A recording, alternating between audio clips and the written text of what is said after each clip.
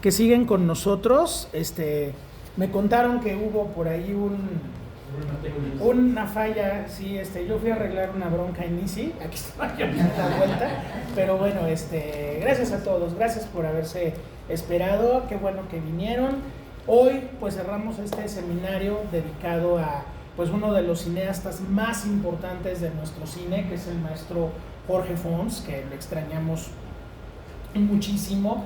Y bueno, han sido 2 meses muy intensos. Felipe Casals, que no es nada sencillo, y Jorge Fons, que bueno, es un cine mucho más, en muchos sentidos, accesible, pero eso no implica que sea un cine fuerte, un cine que nos deja sobre todo una trascendencia muy importante. Bueno, les decía yo que el contexto de la película fue muy particular, porque es una película producida en el año 2010, donde se conmemora el bicentenario de la independencia, el centenario de la Revolución Mexicana, y a manera de celebración, pues bueno, el gobierno mexicano, a través del IMCINE y a través de sus fideicomisos, que en ese momento existían pues los 3 fideicomisos maravillosos, que eran el FOPROCINE, que era para cine de calidad, bueno, no, cine de autor, documentales y óperas primas; el Fidecine, que era un fideicomiso pensado más para un cine comercial;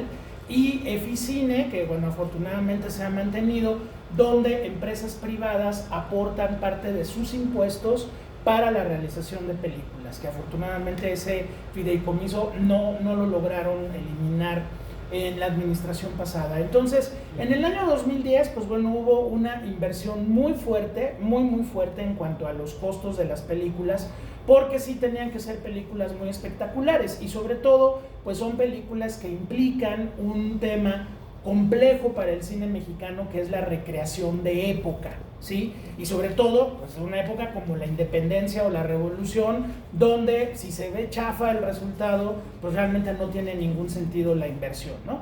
Hablando de Jorge Fons, por ejemplo, Rojo Amanecer, que la vimos hace 2 semanas, bueno, Rojo Amanecer es una película que recurre de una manera muy inteligente, dentro de lo castigada que era la producción de la película, en cómo recrear la época. O sea, sí, yo sé que no salimos más que 2 veces del departamento en Tlatelolco, departamento recreado en un foro acá por San Ángel, que no, acá por Altavista, que era donde estaba ese foro donde estaban filmando.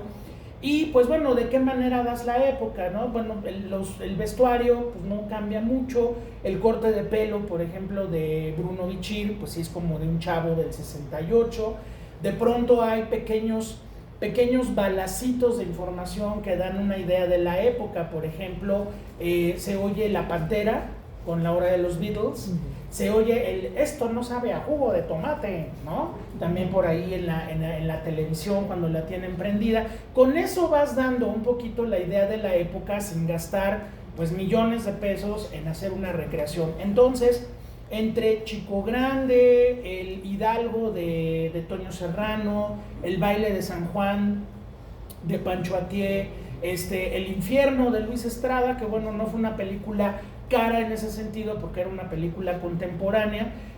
Yo no me explico cómo eso le ganó a los Arieles a el atentado. Eso es un atentado, que una cosa como esa gane Arieles, pero bueno. Entonces, pues bueno, la película que acaban de ver es una de las producciones más costosas en la historia del cine mexicano. 80 millones de pesos, que se traducen, ojo, también uno dice 80 millones de pesos, son 5 millones de dólares. O sea, de todos modos, es lo que cobra el peluquero de Brad Pitt por cortarle el pelo a Brad Pitt, ¿sí? Una película completa, como la que acabamos de ver. Entonces tampoco es así como, ¿no? 80 millones de pesos, pero para los presupuestos del cine mexicano sí es una barbaridad. Pero ahí es donde precisamente el cuidado en la producción hace que la película sea lo que es, ¿no? Y ahorita vamos a hablar de todos los involucrados. Bueno, Sandra Cabriada hizo el diseño de producción y es una de las películas más bonitas del cine mexicano en términos visuales.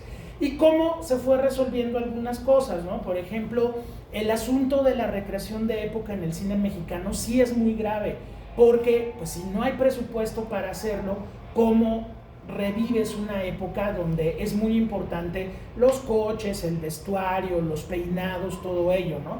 Por ejemplo, en Mariana Mariana, de Alberto Isaac, que es la versión fílmica de Batallas en el Desierto de José Emilio Pacheco, pues es la colonia Roma de los 40.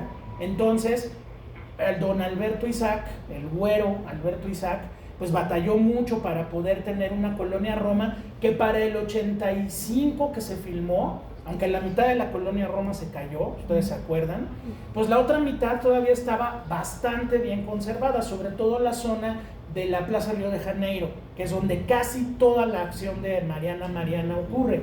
Si te movías tantito, pues ya veías cabinas de Telmex y cosas ahí que pues ya te estorban.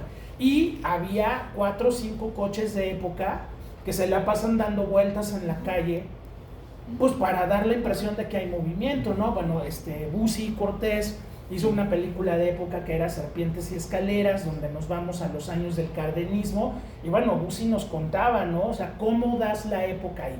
Aquí fue toda la carne al asador en ese sentido, y bueno, hay una combinación muy padre de escenarios auténticos, por ejemplo, el Palacio de Minería, está el Palacio Nacional, donde se filmaron varias escenas, pero los fondos son fondos muy padres porque son entre telones pintados, o sea, el estilo del gabinete del doctor Caligari, cosa que me encanta, y también fondos digitales que se ven muy interesantes, ¿no? Esta es una de las primeras películas mexicanas que utilizó pantallas verdes para poder recrear de pronto esa Ciudad de México, pues ya no existe, o sea, la bronca con una filmación de esas es que incluso el centro histórico ya ha cambiado tanto y en todos lados te va a salir una cosa de amigo de Telcel y cosas por el estilo que no se van a preservar bien, ¿no? Y que obviamente van a afectar la credibilidad de una película. Bueno, en ese sentido fue una película producida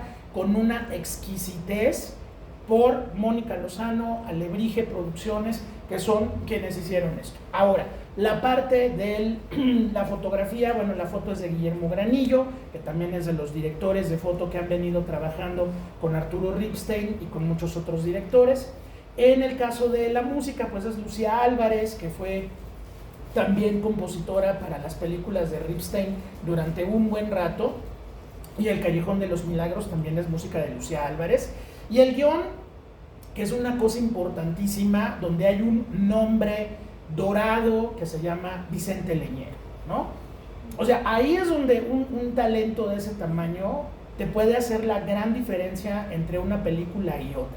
A ver, Vicente Leñero, que además es un personaje muy cercano a Jorge Fons, Los Albañiles, El Callejón de los Milagros, El Atentado, pues bueno, son finalmente, más allá de la amistad, una muy interesante relación con lo que la película habla.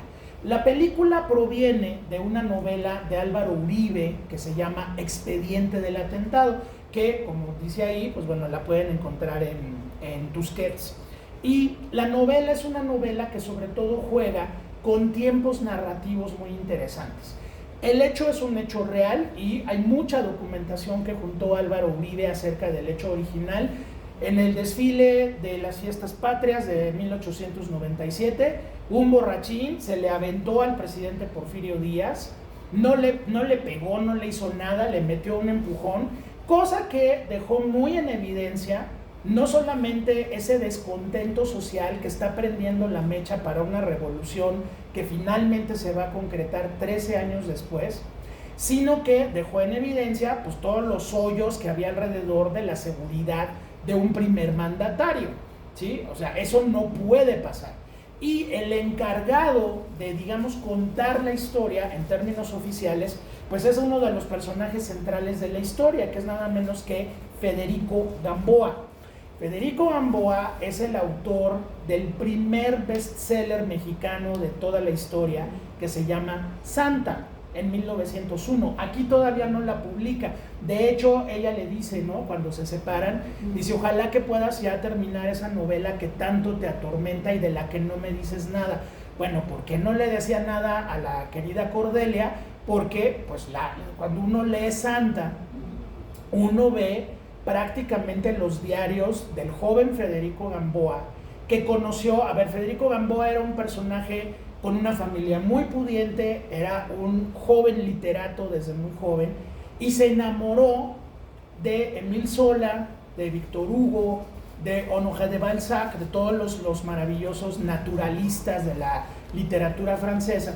Y entonces le dice al padre, yo los quiero conocer. Y el padre le paga un viaje a París, conoce a todos ellos, y claro, una parte esencial del tour pues era visitar todos los burdeles de París, desde los de alta categoría hasta las cosas más indecibles que ocurrían en ese sentido. Entonces, cuando uno lee Santa y lee las descripciones de los burdeles, de la propia Santa, de cómo Santa va siendo este personaje que se encumbra y luego viene la caída dentro de todas las convenciones del melodrama cabareteril y prostibulario que crea Federico Gamboa, pues bueno, Federico Gamboa en el año 1901 publica la novela se vuelve un bestseller espectacular para hombres y mujeres. ¿En qué sentido? Para hombres, porque obviamente pues, los señores sabían de qué hablaba la novela y lo sabían muy bien. Recordemos que para 1901 aproximadamente el 80% de la población del mundo tiene sífilis. Y es por eso, ¿no? Y por otra parte, las señoras que leían Santa pues entraban a un mundo que no tenían acceso alguno. Y pues bueno, también era una novela precautoria, ¿no? Porque en buena medida la tragedia de Santa es por tener sexo sin fines reproductivos, sin casarse, y por ello no tendrá derecho, por ser una pecadora, no tendrá derecho a la felicidad, a un hijo, a una familia, a una casa estable, y se va a morir de una enfermedad rarísima en el hospital de la mujer, ¿no? Eso es Santa. Y cuando la publica Federico Gamboa, la publica también en un sentido de una tremenda crisis moral, porque así como lo ven cercano a la gente de Porfirio Díaz, llega a ser ministro de Relaciones Exteriores para cuando ya va a acabar el gobierno de Díaz. Y claro, pues cuando acepta el asunto le dicen nada más que le tiene que limpiar al expediente. Y entonces Federico Gamboa dejó a todas sus amantes, dejó de ir a los burdeles, se volvió un tipo aburridísimo, ¿sí? Y publicó Santa y vivió de Santa el resto de su vida, ¿no? Obviamente tiene más producción, pero Santa es no solamente el primer bestseller mexicano, va a ser la piedra angular de la industria del cine mexicano, cuando se haga la versión sonora en 1931, que es el inicio de la industria del cine mexicano. Gran amigo, ya contamos la anécdota, pero la contamos también aquí porque se mencionan a un montón de escritores de la época. De hecho, en sus tertulias sexuales les gusta jugar trivia de poemas, a ver quién escribió qué. Se menciona a Amado Nervo, que obviamente es una de los rockstars de la época. Se menciona a Manuel José Otón, que era muy enemigo de Federico Gamboa, y él se vengaba de él diciéndole Manuel Jotón, porque era Manuel J. Otón, y él lo dice de corrido, ¿no? Por eso ella lo corrige al final, Manuel J. Otón, ¿sí? Pero bueno, son de esas cosas que entre literatos, así como el trancazo que le metió el maestro Vargas Llosa a Gabriel García Márquez y que nunca sabremos por qué pasó, ahí en las escaleras del cine latino, por cierto, pues bueno, eso pasa. Entonces, bueno, decía, era un gran amigo de Federico Gamboa, va a ser el autor de Vito Pérez, de La vida inútil de Vito Pérez, José Rubén Romero. Y entonces se hacían burla ambos porque él le decía, yo vivo de mi santita, yo siempre he vivido de mi santita, o santa. Y al otro le decía, y usted siempre ha vivido de su pitito, ¿no? Por Vito Pérez. Entonces, ese humor era el humor de Federico Gamboa, pero sí, le pidieron que limpiara su expediente antes de ser ministro de Relaciones Exteriores, y llegó al cargo, y hay unas fotos increíbles del maestro Federico Gamboa, pero se volvió un tipo muy aburrido, se casó con la noviecita, tuvo hijos, etcétera, etcétera, y dejó de ser ese personaje pendenciero que gracias a esas experiencias tenemos una novela como Santa, que todavía es muy impactante leer las descripciones de los burdeles y de todo lo que le ocurre al personaje. Bueno, ese es un personaje real. Álvaro Uribe tomó los datos reales del asunto del atentado contra Díaz. Federico Gamboa fue el encargado de hacer como el expediente de ese atentado, y entonces fue de alguna manera equilibrando tanto lo que él quería hacer como el hecho real. El hecho real realmente no pasó nada. Sí hubo cambios de ministros, hubo jalones de orejas, hubo varias cosas, pero nada más. Este era un borracho que no le hizo nada al presidente Díaz. Lo que hace Álvaro Uribe pues es jugarle a la ficción y entonces pues crea esta relación entre el jefe de la policía, el personaje de Federico Gamboa, Arnulfo, que pues es un personaje, me gusta mucho cómo lo hace Chema Yaspic, con ese tonito de hablar, que es como el tono de los personajes de Jorge Fons siempre, ¿no? Es una especie de ángel caído, porque se supone que los tres estuvieron en la universidad, pero él les dice, no, yo soy un hombre libre, y por ser un hombre libre, pues va a pagar un precio muy terrible.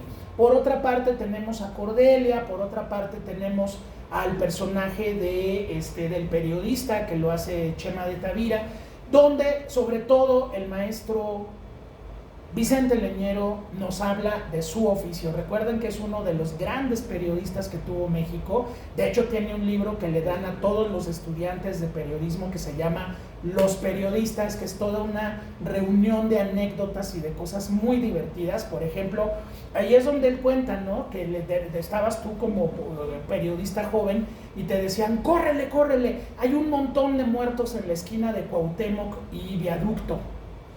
Y pues ahí corría el otro, ¿no? Y llega, está el Panteón Francés. Entonces, bueno, ya como a la media hora entendían, pues sí, están todos los muertos. O que, por ejemplo, decían, córrele, córrele, hay un indio amenazando a la gente en la esquina de Insurgentes y Reforma, con una lanza, córrele. Entonces llegaban los periodistas, ¿no? Chavos, no lo veo, pues ahí está Cuauhtémoc, ¿no? En la esquina de Insurgentes y Reforma. Es de las anécdotas que cuenta Vicente Leñero, pero por ejemplo lo que le dice Marco Treviño al personaje de Chema de Tavira son puras frases de Vicente Leñero, ¿no? Un periodista que no tiene sentido de la oportunidad es como un taco sin salsa, ¿no? Usted no aprendió de qué se trata el periodismo, que es vender periódicos, ¿sí? O sea, esas frases son de Vicente Leñero y obviamente las pone con toda intención y toda causa, porque el personaje de Chema de Tavira es como ese observador que está detrás y que nos va contando algo que en la película es muy fascinante, que es la cuestión de que no existe una verdad absoluta de nada. O sea, es una especie de Rashomon lo que acabamos de ver. Estas 1, 2, 3 versiones que ocurren de diferentes sucesos y que uno tiene que saber qué pasó. A ver, vamos a deshebrarlo, ¿no? El personaje de Julio Bracho se pega un tiro, pero hay 3 opciones, ¿sí?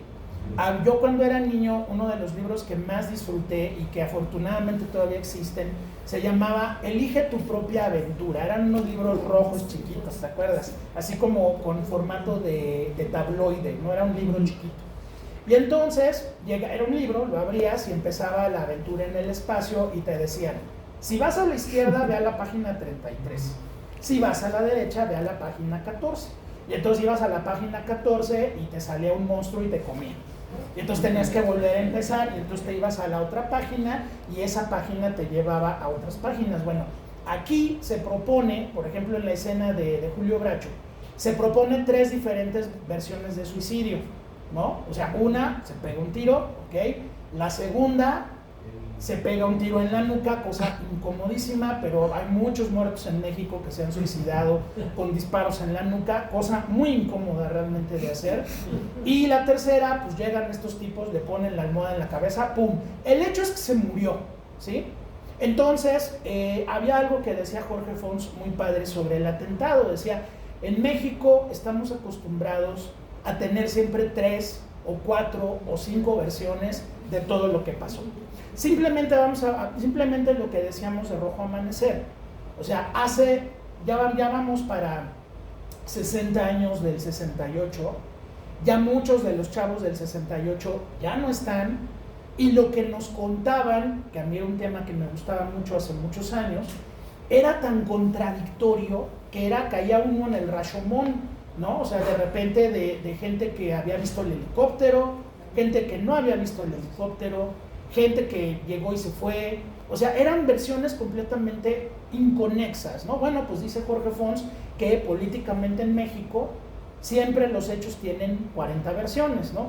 Piensen en el asesinato del licenciado Luis Donaldo Colosio, que nos tocó verlo en vivo a muchos de nosotros, ¿no?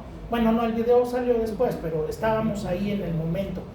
Y periodistas de la ciudad de Tijuana que fueron al meeting de Lomas Taurinas, a mí me contaron, supongo que muchos de ellos ya murieron, porque ya fue hace más de 20 años que los conocí, pues ellos te decían que por lo menos vieron 5 abortos diferentes y que el que llegó a la cárcel no era ninguno de esos 5 que había habido. Entonces, pero en México nos quedamos así siempre, ¿no? O sea, no, pues sí, pasó, pero ¿cómo pasó? Pues quién sabe, y van pasando los años, ¿no? Entonces la película juega con lo que Álvaro Uribe quería proponer, que era un juego temporal. Si ustedes leen la novela es increíble, Expediente del Atentado. Cada personaje de la novela cuenta la historia. Hay una parte de Federico Gamboa, una parte del periodista, una parte del personaje de Julio Bracho, y así nos vamos por cada personaje que cuenta lo que vio y cómo los destinos se van finalmente uniendo. Aquí, pues bueno, juega el maestro Fons con esa estructura y logra una película realmente muy interesante. Está el tema del periodismo, está el tema de estos personajes detrás del poder, como Federico Gamboa, está el tema pues del manejo de la justicia, que ahorita, pues bueno, en México viene un momento crucial para este asunto de la reforma judicial. Y hay algo que también es muy padre, que es como ese coro griego, que la tragedia que estamos, porque finalmente es una tragedia, que él da la opinión, que es estas escenas de carpa, que la carpa, recuerden ustedes que era una forma de conexión con el pueblo más pueblo de México, y que en la carpa se podían decir cosas que no se podían decir ni en la prensa, ni en ningún otro lado. Por eso muchos cómicos, había noches seguidas que se los llevaban a la delegación, como el caso de Palillo, ¿no? Y Palillo ya es muy entrado del siglo XX, o sea, aquí estamos hablando de finales del XIX, pero la carpa funciona como un coro griego. El maravilloso Carlitos Cobos, que lo extrañamos muchísimo, que hace el papel de este comediante que está ahí con el otro, que son como el duelo de patiños, ¿no? Como Medel y Cantinflas lo van a hacer después. Pues nos van haciendo apuntes muy interesantes de lo que estamos viendo y de cómo hay esa conexión con lo popular, que recuerden, es una de las bases del cine de Jorge Fons. Entonces, si algo logró Jorge Fons fue acercarse a una visión del pueblo mexicano muy, muy cercana, muy sin cosas intelectuales de por medio, sino vivenciales, emocionales, ¿no?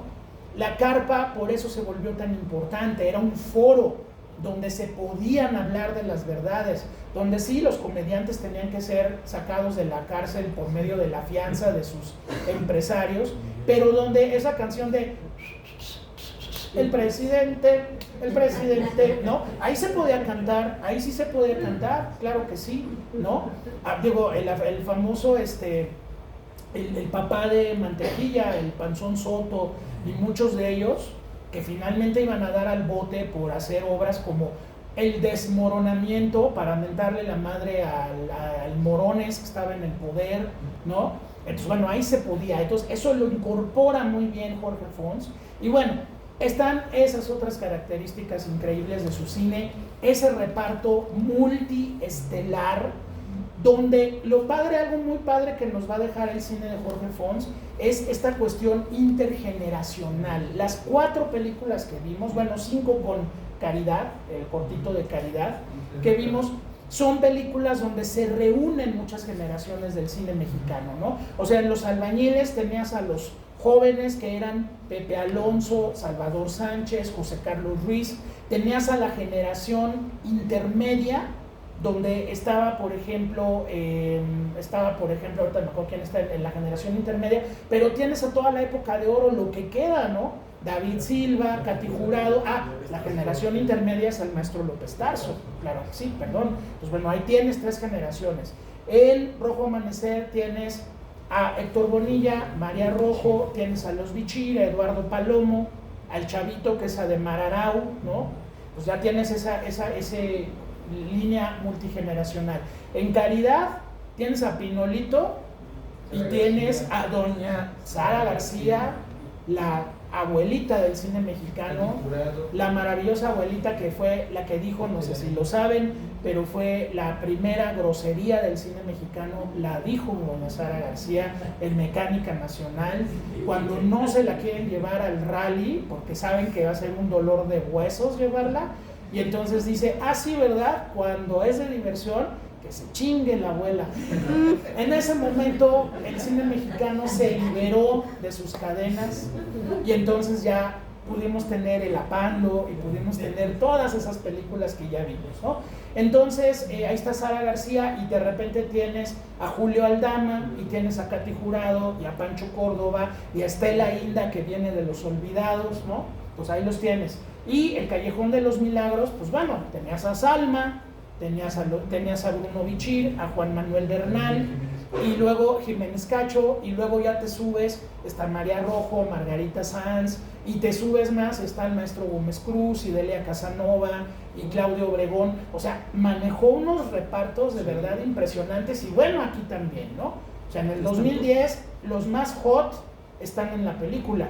Chema de Tavira, Chema Yaspic, Irene Azuela, Julio Bracho, ahí tienes a todos, y tienes a Salvador Sánchez, y tienes esa generación maravillosa de, por ejemplo, Don Porfirio, que es Arturo Beristain, que es una visión muy interesante de Don Porfirio, ¿no?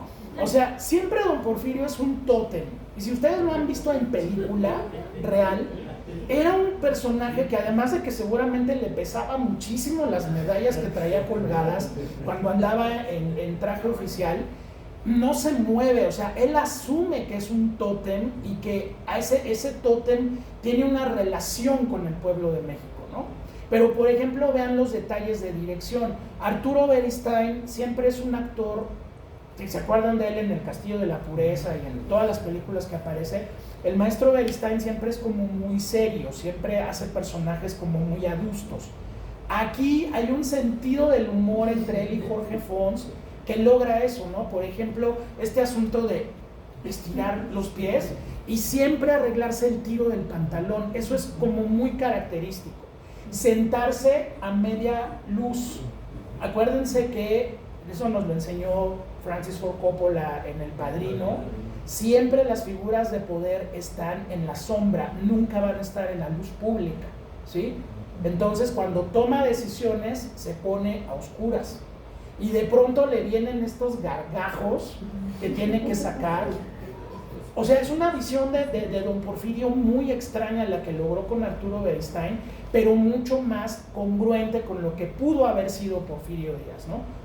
Es que Don Porfirio hablaba así, o sea, si escuchan ese famoso cilindro, sí saben, ¿no? Que hay un cilindro que preserva la Fonoteca Nacional, donde Don Porfirio le manda una felicitación a Tomás Alva Edison por la creación de los cilindros grabados.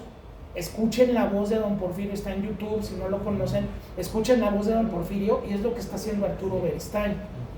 O sí, espero que le guste Finlandia, ¿no?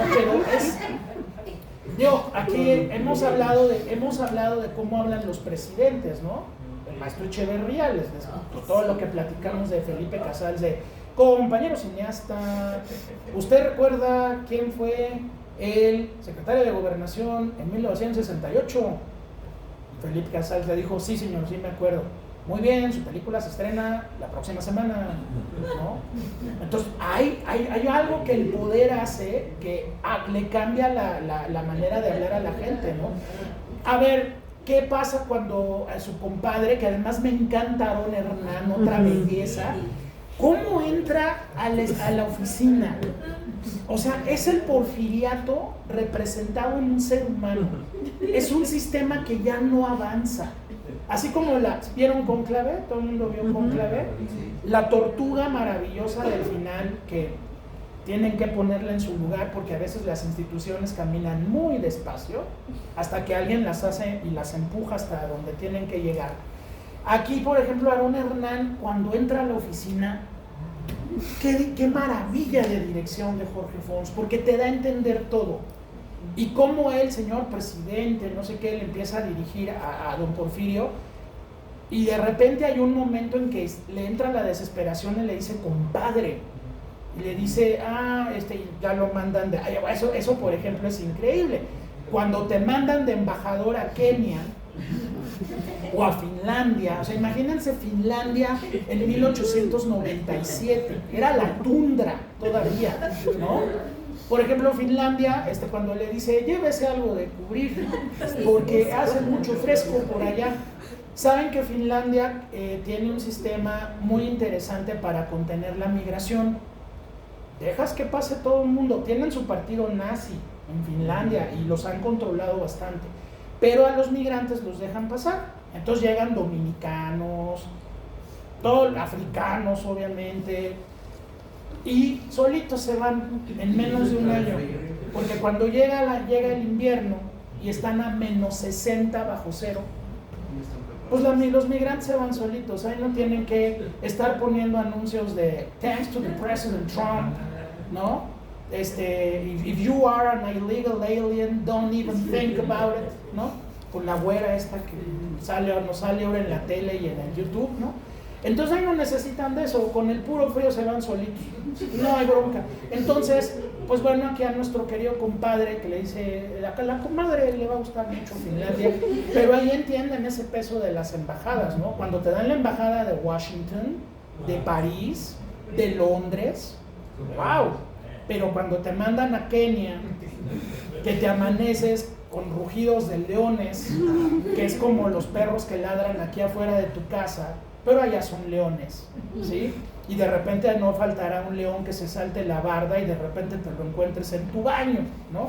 Pero obviamente las embajadas, como nos lo presenta la película, son premios, son reconocimientos o son manténlo lo más lejos posible. No lo estás corriendo, le estás diciendo, Finlandia está muy padre, ahí nos vemos, ¿no? Y al final, ¿qué pasa? ¿Ríe o llora? Jorge Fons lo retrata de espaldas. Es su compadre, seguramente lo quiere, pero también es un don Porfirio muy, muy perverso. O sea, hace las cosas y se ríe solito, ¿no?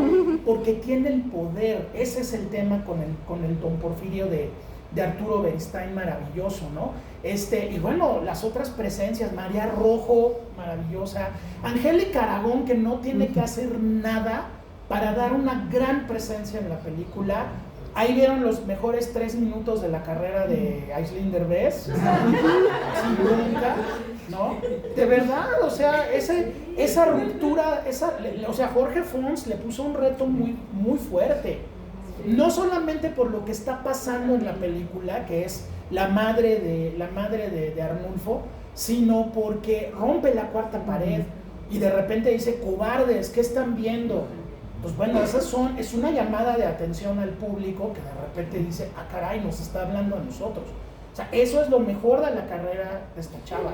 Y se lo puso Jorge Fons, fue un reto de Jorge Fons. Y bueno, pues hay esas escenas verdaderamente crispantes. La escena del tren, donde de repente se bajan y ven el holocausto yaqui, porque fue un holocausto. O sea, los yaquis finales, o sea, los yaquis estuvieron peleando con Porfirio Díaz desde 1870 hasta la Revolución. Y a los yaquis los masacraron, a los que no los masacraron se los llevaron hasta Yucatán, a Valle Nacional. Y de pronto es esto que Jorge Fons nos plantea, o sea, el mexicano ha tenido que luchar contra sus propios gobiernos, así como esa frase del papá de Rojo Amanecer de con el gobierno no se juega. Pues bueno, trasladen lo de Rojo Amanecer a este genocidio yaqui que nos lo presenta Jorge Fons y que, pues bueno, tenemos los diferentes puntos de vista. Obviamente Arnulfo va a ser completamente sensible a ello. Julio Bracho, pues es el establishment, ¿no? Esos anarquistas, eso de pelearse con el gobierno, eso de no sé qué, y indios patarrajada, ¿no? Y Federico Gamboa es un cabrón, ¿no? O sea, ese es un cuate que se la va a pasar sensacional toda la vida, porque sabe por dónde llegar, y después de que escriba Santa, bueno, se vuelve súper rockstar, aburrido, pero rockstar. Y entonces, ¿cómo los personajes ven eso, no? Entonces, eso es muy importante en el atentado. O sea, en su momento yo creo que la película no fue bien apreciada. Decían que se sentía como una película muy artificial o muy artificiosa. Y no, realmente es una película muy de Jorge Fons. Muy de Jorge Fons. Está esa parte social, está esa parte del sentido del humor. Ese final maravilloso. Haya sido como haya sido. ¿No? El rojo amanecer es con el gobierno no se juega, ¿sí? Entonces creo que dentro de que Jorge Fons, estas películas que vimos son sus películas más sensibles. O sea, nos faltó ver obviamente los otros cortitos que hizo para las otras películas. Nosotros, de tuyo, nosotros. Nos faltó ver, bueno, hay un western que iba a dirigir Arturo Ripstein, por cierto, que se llama Yori, que es un western muy raro de ver. Nos faltó el documental de Así es Vietnam. Y nos faltó Los Cachorros, que es la adaptación de la novela de Mario Vargas Llosa. Eso fue lo que nos faltó. 4, y vimos 4 y Caridad 5. Eso es todo lo que filmó Jorge Fons. Pero si hay una línea de autor, si hay un estilo, si hay un placer de hacer estas películas, si hay un placer, como él decía, dice, el cine, lo importante, así como el periodismo, lo importante del periodismo es vender periódicos, que ya ahora tampoco se venden periódicos, pero en aquel momento se vendían periódicos. En el cine él decía lo mejor, lo importante, lo vital es conmover. Si no conmueves, no haces nada, ¿sí? O sea, puedes tener una gran experiencia intelectual, estética y todo, pero si no te llega a la médula, no conmueves, la película no pasa nada. Y las grandes películas del cine mexicano son conmovedoras. O sea, piensen, no sé, Canoa es conmovedorísima. Es de terror, esa es una película de terror. El secreto de Romelia, bueno, de Uzi, ¿no? La pasión según Very Nice de Jaime Humberto Hermosillo. Ese final con Marta Navarro saliendo de la casa y la casa incendiándose, ¿no? Detrás de ella. O sea, eso es el gran cine mexicano. Y bueno, pues terminamos con Jorge Fons, en este sentido la experiencia, y vamos a, ahora sí, les paso la palabra a ustedes, no sin antes invitarlos a nuestro seminario del mes de mayo. Bueno, como es de menester, pues vamos a hablar de las mamás y vamos a ver mamás del cine mexicano. Así que la próxima semana, por si ya se tienen que retirar, la próxima semana vamos a empezar en domingo, por una cuestión de agenda de Cinemanía, vamos a empezar en domingo a las 5 de la tarde y vamos a ver a una mamá. Son mamás, no crean que vamos a ver Corona de Lágrimas. A mí me hubiera encantado, o sea, obligarnos a ver a Marga López cosiendo ropa hasta quedarse ciega, con hijos desagradecidos como Enrique Lizalde, que la hacen pomada. Me hubiera encantado. Y ver a Sara García llorando junto al radio porque su hijo Emilio Tuero le está cantando el 10 de mayo. Me hubiera encantado someterlos a eso. Me hubiera encantado. Pero no, vamos a ver a Madre Querida de Juan Orol, claro. No la tengo, fíjate, la voy a buscar. Porque no nunca, o sea, la conozco en una copia muy deteriorada de la Filmoteca de la UNAM y nunca la he tenido, Madre Querida, que fue la que empezó todo el género. Pero entonces vamos a ver mamás insumisas, vamos a ver mamás diferentes. Pues bueno, vamos a empezar el domingo 4 a las 5 de la tarde con un clásico del Indio Fernández que se llama Víctimas del Pecado. Entonces ya con eso les digo todo. Nos esperamos domingo 4, 5 de la tarde. Aquí nos vemos para iniciar el ciclo de las mamás. Es un recorrido histórico de 5 películas que yo espero que les guste mucho. La del 10 de mayo es muy sensible, en particular. Va a ser Doña Erlinda y su hijo, de Jaime Humberto Hermosillo. Y seguramente Jaime desde el cielo nos lo va a agradecer que el 10 de mayo pasemos Doña Erlinda y su hijo. Si no saben por qué, vengan el 10 de mayo a darse una vuelta. Pero bueno, ¿qué les pareció el atentado? Cuéntenme, ¿quién quiere? Adelante, maestro, vengan. Hace el mes pasado vimos a Casals y se notaban los mismos actores en las 4 películas. Sí. Aquí se ve en las 4 que hemos visto de Jorge Fons, se nota como una carrera de relevo.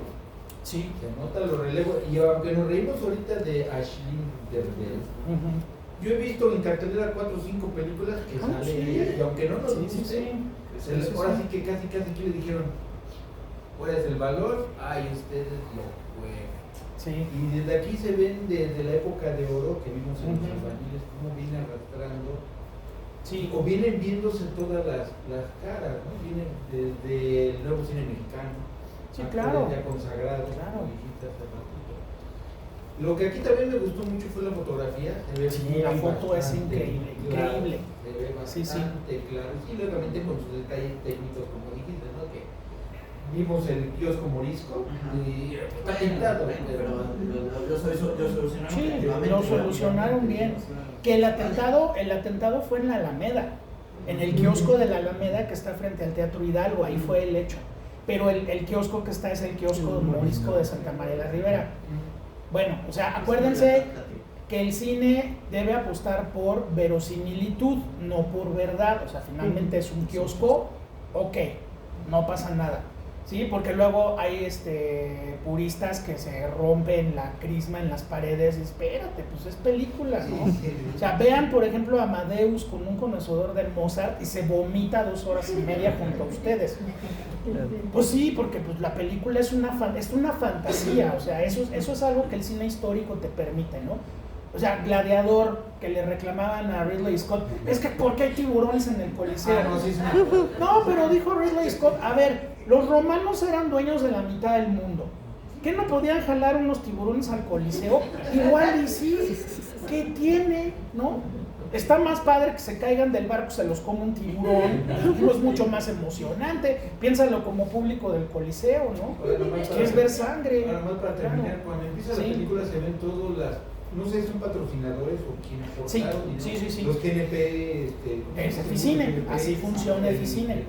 Un pedazo de hielo. Claro. El José Cuervo, José Cuervo, y varias, entonces todos ellos aportaron también un capital. Sí, existe un fideicomiso que todavía existe, ese no se destruyó, que se llama Eficine, donde empresas cualquiera pueden entrar con una participación del 10% de sus impuestos. O sea, hay un tope para evitar cuestiones terribles. Pero haz de cuenta, Ópticas Devlin, tú llevas el proyecto Eficine y una vez que el proyecto de Eficine se aprueba, se hacía como todo este pitch, lo que se llama el pitching, ¿no? Con las empresas. Y bueno, va a haber empresas que te digan que sí, va a haber empresas que te digan, híjole, es que, no sé, hay una temática por ahí LGBT+, que no me conviene como marca, no importa, pero va a haber otras que te digan adelante. Y va a haber otras que de repente te pueden decir, oye, es un product placement, ¿no? Por ahí. Por ejemplo, en Guten Tag Ramón, de Jorge Ramírez Suárez, que es padrísima. Al final de la película, bueno, no al final de la película porque sería spoiler, pero muy cerca del final, el personaje se va a hacer unos lentes a Ópticas Devlin. Ópticas Devlin fue uno de la gente que entró. Entonces, pues, ¿qué trabajo te cuesta, no? Pues ya te apoyaron. Entonces, pues si Ramón necesita lentes, pues que vaya.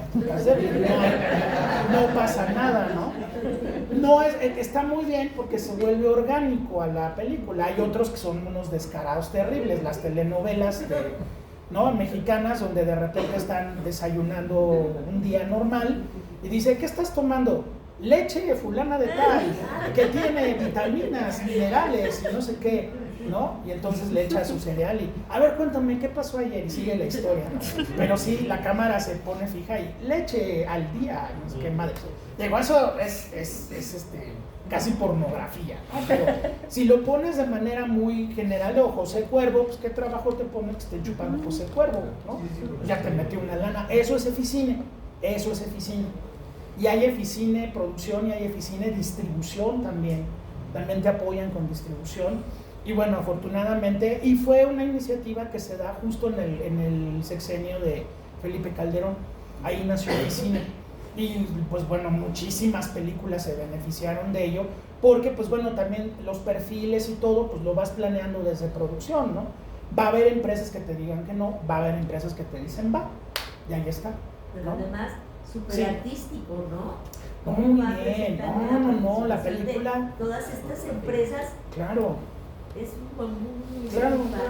Además hay algo, la película, yo no sé, y bueno, nunca lo vamos a saber porque el maestro Fons ya no está, pero Jorge Fons tendría que haber trabajado superproducciones, porque le quedó increíble El Atentado. Y todas sus películas, bueno, sobre todo Rojo Amanecer, fueron películas tan castigadas de producción, donde lo que brilla es la creatividad del cineasta. O sea, ya dijimos, ¿no? O sea, recrear la matanza de Tlatelolco te salen $5 millones, y si te metes a un departamento en Tlatelolco va a ser mucho peor el efecto de que no veas qué pasa y lo escuches, porque tú te armas la película en la cabeza, y por eso Rojo Amanecer es una joya, ¿no? El Callejón de los Milagros, pues es una película de personajes. La escenografía ya estaba puesta, es la Merced, o sea, eso ya está ahí, ¿no? Pero, híjole, sí, uno ahorita estaba pensando en eso, qué mal que no filmó más, y qué mal que no hizo más películas de este tamaño, porque se le da. O sea, El Atentado, otra vez cuando la inteligencia de un cineasta se muestra, es que la película puede costar $80 millones, pero la creatividad y el genio de Jorge Fons, ese no tiene precio. Y está en la película, está en toda la maldita película, ¿no? Eso es una joya.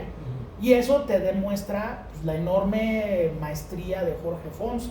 Puede trabajar una película en un foro cerrado, o te puede hacer una mega superproducción que no se ha vuelto a dar de ese tamaño en el cine mexicano fuera de esto. Y Jorge Fons es Jorge Fons. El contenido, esa maldita palabra que tanto trabajo le cuesta al mundo ahora, calidad de contenido.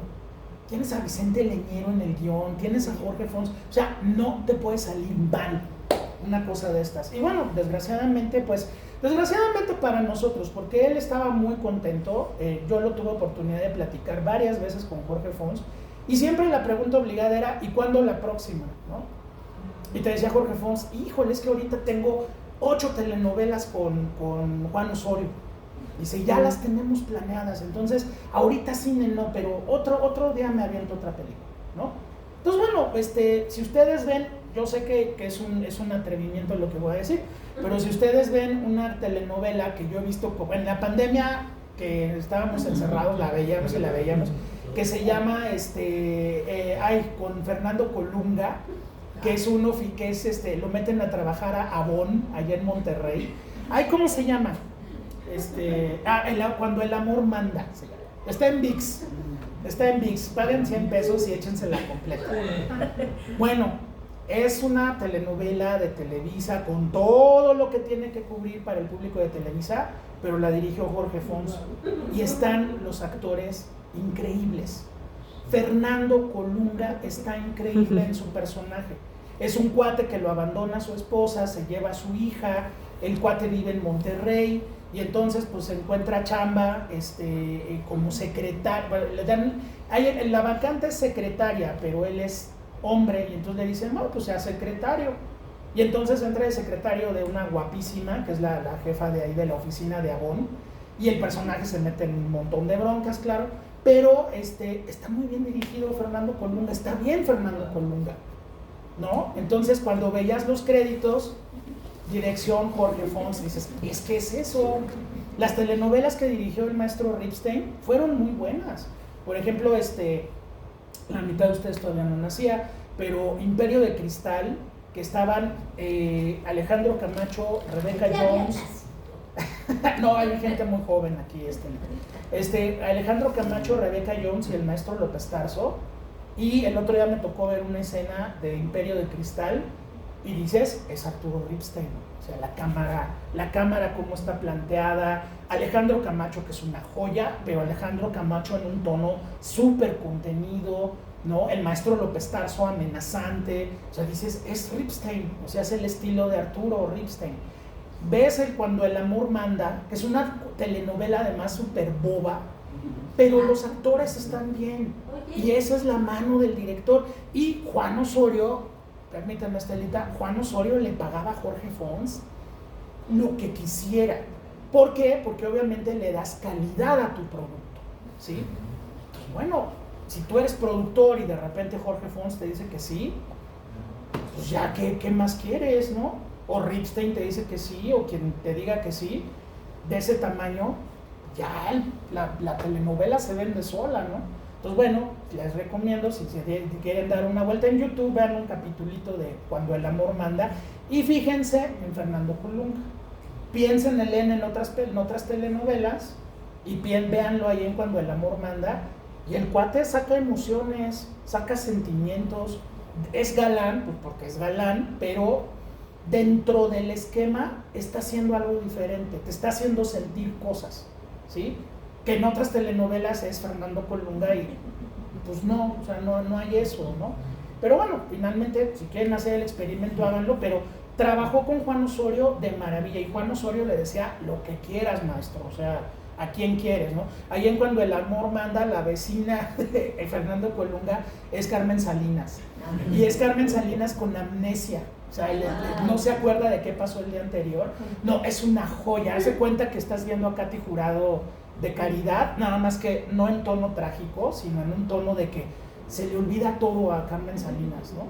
Entonces, es muy padre y sí fue, pues bueno, una carrera muy amplia, dirigió muchísima televisión y esto fue pues, finalmente su última película, pues ya el maestro Fons se nos fue en el 2022.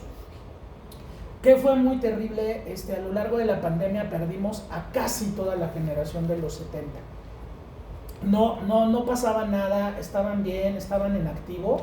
Viene la maldita pandemia y primero fue Jaime Humberto Hermosillo muere en enero, o sea, la pandemia fue en marzo, y Jaime se muere en enero, y luego se muere Casals, y luego se muere Paul Leduc, y luego se muere Jorge Fons, y luego se muere Gabriel Retes. Pues ya prácticamente el que queda de la generación hombre es Arturo Ripstein ahorita. Mujeres, pues está Marcela Fernández Violante, o sea, ella está también, pero toda la generación de los 70 se nos fue en menos de 2 años, fue horrible, ¿no? Pero bueno, finalmente ahí está. ¿Algún otro comentario? Sí, Estelita, perdón. Oye, la casa al final de la calle la dirige Fons, ¿verdad? La casa al final de la calle fue de Jorge Fons. ¿Se acuerdan de Juan del Diablo? Esa sí no creo que hubieran nacido. No, esa es mucho más antigua. ¿Se acuerdan de Juan del Diablo? De tan tararán, Corazón Salvaje. Esa era de Alberto Cortés, del director de Ciudad de Ciegos, el director de Amor a la vuelta de la esquina. Él dirigió... y tú veías a Eduardo Palomo de Juan del Diablo y Edith González y todo, y veías la óptica de la telenovela y dices, ay güey, esto no es normal, no es una telenovela normal. Dirección, Alberto Cortés. Es cuando tú contratas a alguien que tiene la visión de cine y lo pones en un proyecto de ese tamaño. Y Eduardo Palomo estaba sensacional de Juan del Diablo, ¿no?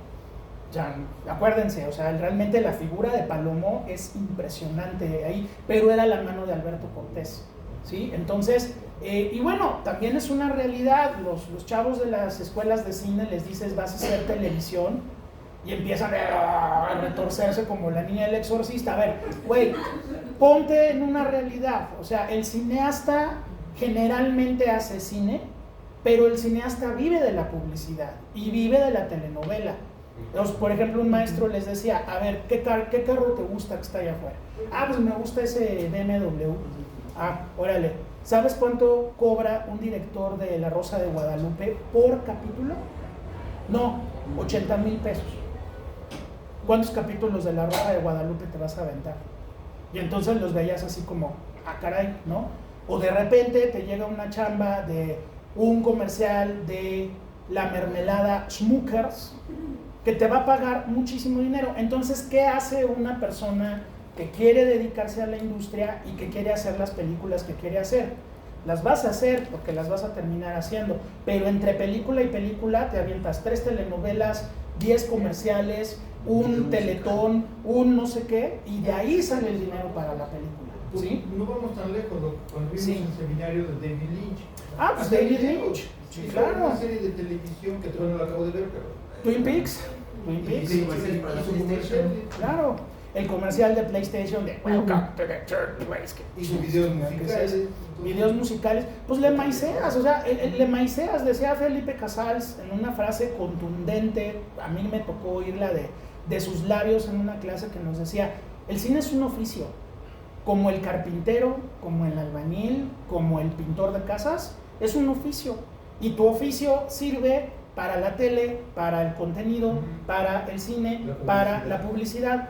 Es un oficio y de ese oficio vas a mantenerte a ti y a tu familia y es lanita que te va a caer y es muy buena lana. La publicidad paga muchísimo. Dice, ay, es que me voy a prostituir. Pues no, o sea, David Lynch hizo comerciales, ¿verdad? Ahí está Santa, ¿no? Métanse un día de pura curiosidad a YouTube y vean las antologías que hay de comerciales dirigidos por Fellini.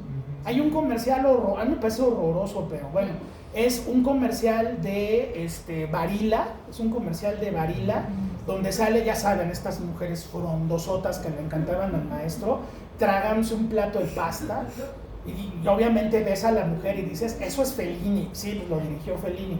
Hay uno muy bonito de un Fiat que entra al Coliseo Romano, un Fiat naranja, que entra al Coliseo Romano en tono de gladiador a echar bronca, y ese lo dirigió Sergio Leone, el director del Bueno, el Malo y el Feo, ¿no?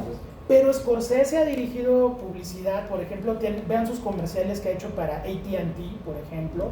O sea, el oficio del cineasta es ser visual, entonces, o audiovisual, entonces el oficio se aplica para todo. Entonces Jorge Fons es un personaje que pues hizo de todo. Nos hubiera gustado que hiciera 40 películas, que seguramente hubieran sido maravillosas, pero no, o sea, de repente encontró un buen nicho, encontró una seguridad, encontró un productor exitosísimo que le dijo, a sus pies, maestro, lo que usted quiera, y Jorge Fons se fue por allá, ¿no? Bueno, porque Juan Sí. Osorio como que se cuece aparte de otros productores, ¿no? Sí, también, Ha hecho ¿no? cosas Sí. supervaliosas, ¿no? Sí, ese es un tema bien padre, o sea, desde las telenovelas en blanco y negro que dirigía Raúl Araiza y todo eso, hasta cuando ya empiezas a entrar a Valentín Pimstein y cómo cada director tiene su línea, ¿no? Digo, no se queden con la idea de que, ay, la televisión y qué cosa tan chafa las telenovelas. Vuélvanse a echar, así como cuando El amor manda, que nada más vean un capítulo, pero vuélvanse a echar Cuna de Lobos. No bueno, o sea, eso es algo que no se volvió a dar hasta Mirada de Mujer. Hasta Mirada de Mujer. O sea, tener una villana como Catalina Krill con María Rubio y que los hijos eran Gonzalo Vega y Alejandro Camacho y la galana era Diana Bracho y la esposa de Camacho era Rebequita Jones y luego tenías, ¿no? A Carmen Montejo, que era la tía de Diana Bracho, y ese thriller maravilloso que era Cuna de Lobos, ¿no? Y luego Mirada de Mujer, que pues sí fue un proyecto que cambió muchas cosas de la televisión mexicana. Se hablaba de SIDA, se hablaba de adulterio, se hablaba de la condición de la mujer, se hablaba de por qué no una señora bien plantada se puede dar a un chavo, ¿no? Que, bueno, me da mucho gusto que ahora lo ves, pero Mirada de Mujer fue hace 30 años, ¿sí? Pues los querían sacar del aire. Y los querían sacar del aire y hubo bronca y no, ¿cómo es posible? Eso es pornografía. No, espérate, pues es la vida real, ¿no? Entonces sí hay cosas muy interesantes dentro de ese género y pues Jorge Fons ahí estuvo también, ¿no? Muy bien, ¿algún otro comentario? ¿No? Bueno, pues agradecemos muchísimo su presencia. Nos vemos, si gustan, el próximo domingo para ver Víctimas del Pecado con Ninón Sevilla, que es una cosa sensacional. Foto de Gabriel Figueroa. Pues bueno, no hay desperdicio alguno. Los esperamos el próximo domingo a las 5 de la tarde, es una hora más temprano. A las 5 de la tarde, domingo 4, acá nos vemos. Y pues vamos a ver mamás del cine mexicano. Mamás con acento, por favor. Sí. Muchas gracias a todos. Bonita noche. Gracias, Norma.